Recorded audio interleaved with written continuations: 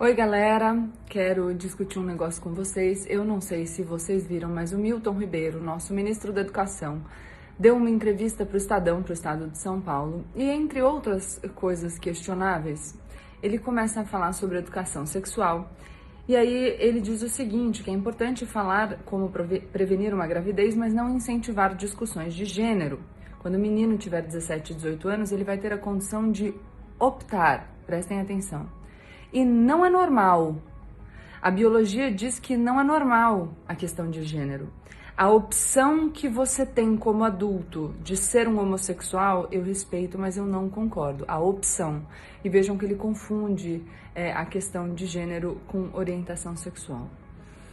E aí a jornalista pergunta, a escola é um ambiente com prática de bullying, o que leva, por exemplo, a depressão e outros casos mais graves. Não é importante fazer essa discussão dentro da escola?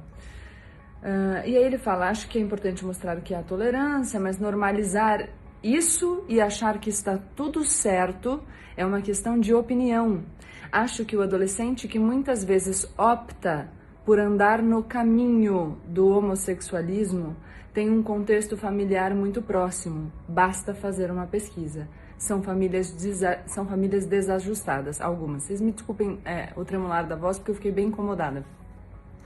O que eu quero que vocês prestem atenção nesse primeiro ponto? O que ele fala é, os adolescentes que optam pelo caminho do homossexualismo têm um contexto familiar muito próximo, são famílias desajustadas, basta fazer uma pesquisa. Ou seja, ele fez essa fala sem fazer uma pesquisa.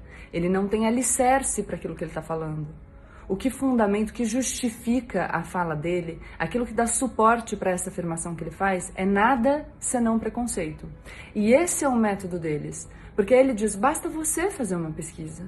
Se você quiser contrariar aquilo que eu estou dizendo, aquilo que eu tirei da minha cabeça, para não dizer de outro lugar, você precisa conduzir uma pesquisa. Porque eu, como ministro da Educação, não me dou ao trabalho de fazer uma fala alicerçada em alguma coisa que seja científica e não só em achismo. Entendem a diferença? Entendem por que isso é muito importante? E aí eu acho que vale a pena dizer para vocês que tratar a homossexualidade, que é uma orientação sexual, como opção, tem consequências práticas no Brasil.